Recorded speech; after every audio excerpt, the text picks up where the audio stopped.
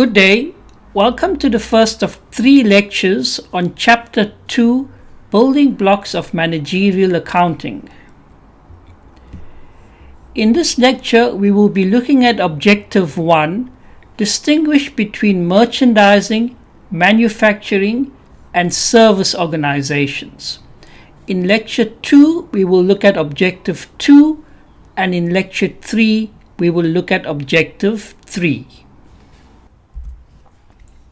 Objective 1. Distinguish between merchandising, manufacturing, and service organizations. A merchandising organization is a business that purchases finished products and resells them to consumers. Manufacturing organization.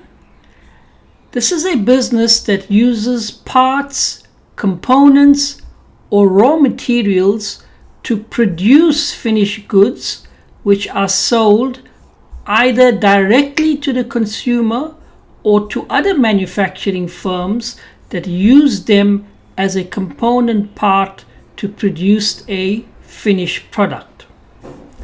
Service organization. This is a business that earns revenue by providing intangible products, those that have no physical substance. An example of a service would be a law firm providing legal services to its clients. The format of the income statement for merchandising and manufacturing firms is as follows: sales less cost of goods sold equals gross profit less operating expenses equal to operating profit. The format of the income statement for a service organization is as follows: service revenue minus operating expenses equal to operating profit. So there is no line for cost of goods sold because a service organization does not deal in the buying and selling of goods. The income statement for merchandising and manufacturing firms appears to be the same, but the manner in which cost of goods sold is determined is more complicated for a manufacturer. Let us look at an example. Plum Crazy, a retailer, had the following account balances at the end of the period. So this is the information that we have been given, and we now require you to prepare an income statement for Plum Crazy. The income statement would look as follows: sales less cost of goods sold equal to gross profit less all the operating expenses, which come to 56,700 in total. So the gross profit less 56,700 is equal to the net income or the operating profit. The following additional information is available for Plum Crazy: beginning inventory, ending inventory, and purchases. Determine how Plum Crazy's 60,000 Rand cost of goods sold was calculated. So if we go back to our example, cost of goods sold is 60,000 Rand. This is what was given to us. Now, how did we arrive at that cost of goods sold given this information? Well, cost of goods sold is equal to the opening inventory plus the purchases, which is equal to the goods available for sale, minus the ending inventory, equal to cost of goods sold.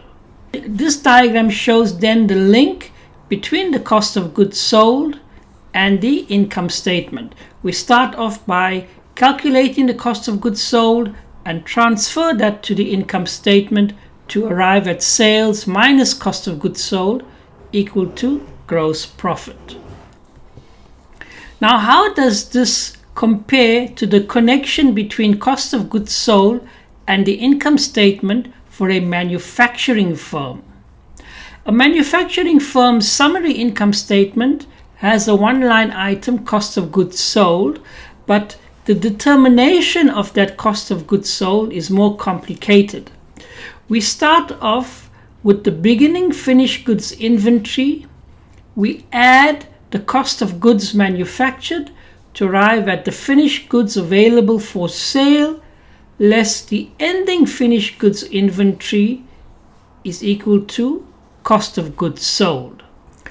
This diagram is another representation of the difference between a manufacturing entity and a merchandising entity in determining cost of goods sold.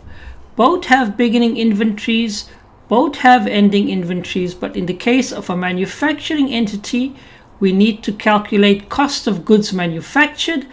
In the case of the merchandising entity, we calculate cost of goods purchased.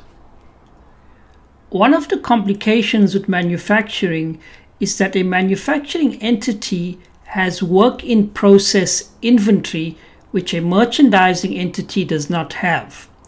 Work in process inventory is units on hand at the beginning and end of the period that are not fully completed. This must be taken into account in calculating cost of goods manufactured. This schedule presents the calculation of cost of goods manufactured. The starting point is the work in process inventory at the beginning of the period. To that, we add current manufacturing costs. What is included in current manufacturing costs? The direct materials used, the direct labor, and the manufacturing overhead is equal to total current manufacturing costs. So the work in process inventory plus the total current manufacturing costs is equal to total manufacturing costs less the work in process at the end of the period is equal to cost of goods manufactured. Direct materials used, which is included in the current manufacturing costs, is calculated as follows. Beginning materials inventory plus the materials purchased is equal to materials available for use less the ending materials inventory is equal to direct materials used in production. This schedule shows the complete flow of costs from the schedule of materials used right up to the income statement. So we first calculate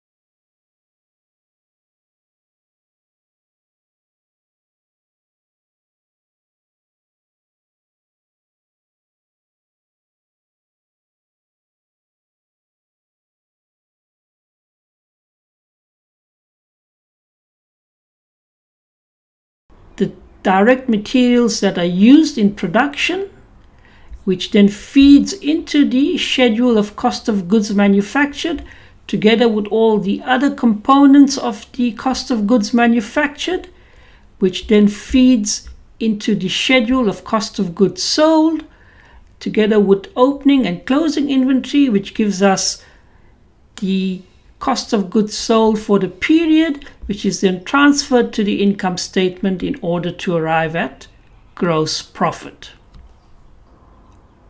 This information relates to a service organization, and we are required to prepare an income statement. So with a service organization, we have the service revenue less all the operating expenses equal to net income. That brings us to the end of Chapter 2, Lecture 1. Thank you.